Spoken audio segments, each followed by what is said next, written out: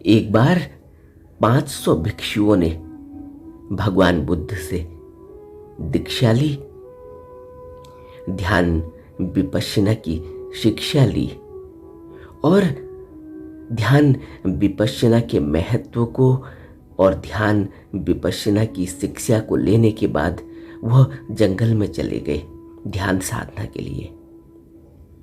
उन्होंने काफी अभ्यास किया, गहरी ध्यान साधना की, विपश्यना की और जंगल के शांत वातावरण में, जहां किसी तरह की ध्यान साधना में कोई खलल नहीं है, मनुष्य की तरफ से चारों तरफ शांति है, पक्षियों की चहचहाहट है, जंगली जानवर हैं, लेकिन मनुष्य जैसा कोई नहीं, कोई सांसारिक गतिविधियां वहां नहीं होती। उस शांत माहौल में जंगल के उनके अंदर ध्यान विपश्यना की साधना करते करते ध्यान घटित होने लगा, वह एकाग्रचित्त होने लगे और उन सभी 500 भिक्षुओं के मन में अभिमान पैदा होने लगा कि बिना किसी ज्यादा तकलीफ के उनके अंदर तो धम्म का उदय हो गया है, धम्म घटित हो गया है, धम्म प्रकट हो गया है और उन्होंने सत्य को जान लिया है। तो सभी के मन में एक विचार उठा कि भगवान को यह बात बतानी चाहिए कि हम सत्यगामी हो गए हैं, हमने धम्म को जान लिया है। ऐसा सोचकर वह जेतवन आ गए, जहां तथागत सम्यक संबुद्ध विहार कर रहे थे। जो ही वे बिहार के गेट तक पहुंचे, द्वार तक पहुंचे, भगवान तो अंतर्यामी है।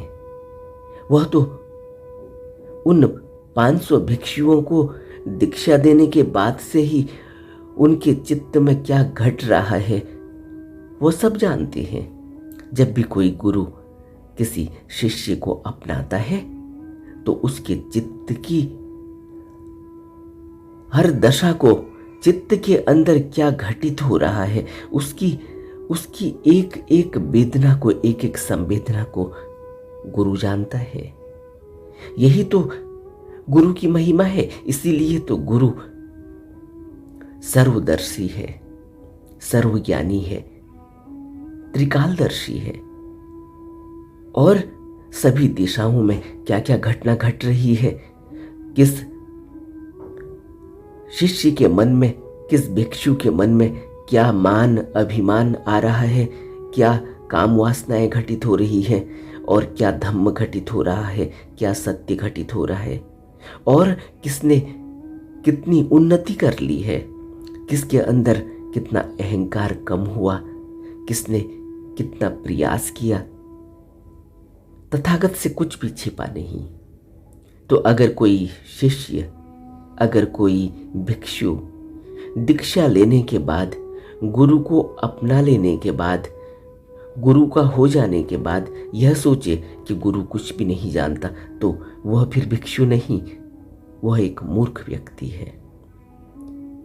गुरु सब जानता है और यही इन 500 भिक्षुओं के साथ हुआ।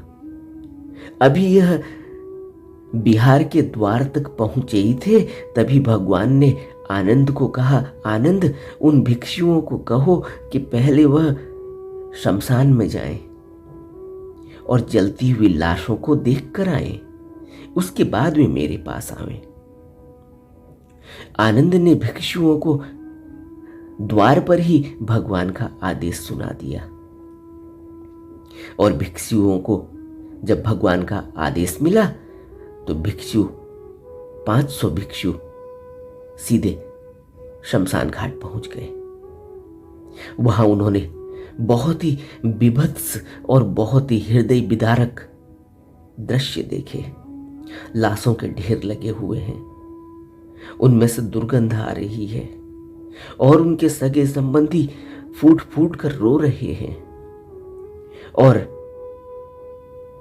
यह सब बातें कि वही व्यक्ति जो कल तक कितना प्रिय था, उसको आज उसी का बेटा या उसी के सगे संबंधी आग लगा रहे हैं, धुआं देख रहे हैं, बैठकर उस आग को ध्यान से देख रहे हैं। और बहुत से लोग झुंड बनाकर आपस में बातचीत कर रहे हैं, संसार की बातें भी कर रहे हैं। यह सब बातें देखकर, यह सब दृश्य देखकर भिक्षु वापस आ गए। उनको अनुभव हुआ कि उनमें अभी तक कुछ अनुशय बाकी है, अभी उनके अंदर कुछ मनोभावनाएं बाकी हैं, अभी उनको इन दृश्यों से भावनाएं उठ रही हैं और विचार उठने लगे हैं। और कई भिक्षुओं को तो वहां अलग अलग दृश्यों को देखकर आंसू आने लगे। उनके अंदर जो अब तक का जंगल में रहकर जो ध्यान साधना का भाव था कि वह एकाग्र चित्त हो गए हैं, उनके मन में अब कोई विचार नहीं उठता।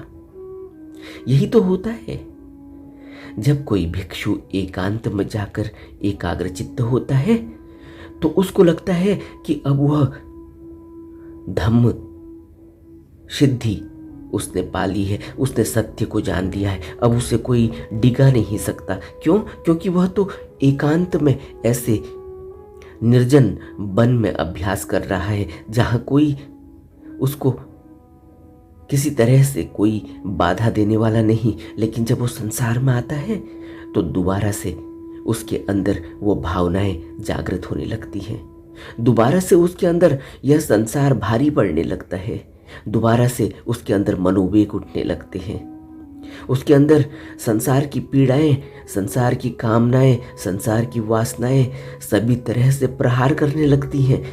और अभी तक उसने जो एकांत में एकाग्रचित्त होकर ध्यान साधना की होती है, वह धीरे धीरे ऐसे ही उड़ने लगती है, जैसे आपने देखा ना कि जैसे सूर्य का प्रकाश सुबह सुबह उतरता है जमीन पर, ओस की बूंदें धीरे धीरे वाष्पीभूत होने लगती हैं, उड़ने लगती हैं, खत्म होने लगती हैं, गिरने लगती हैं और नष्ट हो जाती हैं। इसी तरह से वह एकाग्र चित्त हुए भिक्षुओं के अंदर भी प्रभाव पड़ने लगे। उनके अंदर भी वह विभत्स दृश्य देखकर, लाशों के ढेर देखकर, दुर्गंध और रोना धोना देखकर उनके अंदर भावनाएं उठने लगी, अनुशयी। उनको लगा कि अब अभी भी उनके अंदर अनुशयी बाकी है। वो वापस आए। तब भगवान ने उनसे कहा, हमारा शरीर हड्डियों का कंकाल है, यह मांस मज्जा से सज्जित है, इसमें तुम आनंद की अनुभूति करते हो, यह स्थायी नहीं है। शरद काल में जिस तरह से लौकी के समान कबूतर के रंग वाली इन अस्थियों को देखकर इसमें कैसा प्रेम, कैसा अनुराग, कैसी आसक्ति और कैसी रति, जिस तरह से यह ऐसा ही कंकाल है हड्डियों का, जिस तरह से तुम शरद काल में गुणहीन लौकी को देखते हो। वह लौकी की जो बेल है अब वह सूखने लगी है, अब उसमें कोई पत्ते नहीं रह गए, अब उसकी हड्डियां हड्डियां दिखाई दे रही हैं, अब वो डंडे ही डंडे दिखाई दे रहे हैं और सूखे कबूतर की अस्थियों की तरह, कबूतर के रंग वाली। और इस शरीर पर यह जो मांस मज्जा है, इससे ही यह सज्जित है और इससे ही हम आनंद की अनुभूति करते हैं, लेकिन यह स्थायी नहीं। इसलिए इसके प्रति अनुराग, इसके प्रति आसक्ति और इसके प्रति रति नहीं होनी चाहिए। तब शास्ता ने यह गाथा कही थी, यानी मानी अपत्थानी अला बूने व सारदे, कपोत कानी अट्ठीनी तानी दिस्वान कारती। यानी मानी अपत्थानी अला बूते व सारदे, कपोत कानी अट्ठीनी तानी दिस्वान कारती। शरत काल में फेंकी गई लौकी की बेल की भांति, या कबूतर की सी सफेद हो गई उन हड्डियों को देखो। अब इनके प्रति कैसी रति, इस शरीर के प्रति, इस मांस मज्जा के प्रति आनंद की अनुभूति, इसके प्रति रति, कैसी रति, कैसी आसक्ति। तब भगवान ने यह गाथा कही थी। हमें भी भगवान की इन गाथाओं से, इन प्रवचनों से सीख लेनी चाहिए और गहरे ध्यान में उतरने चाहिए।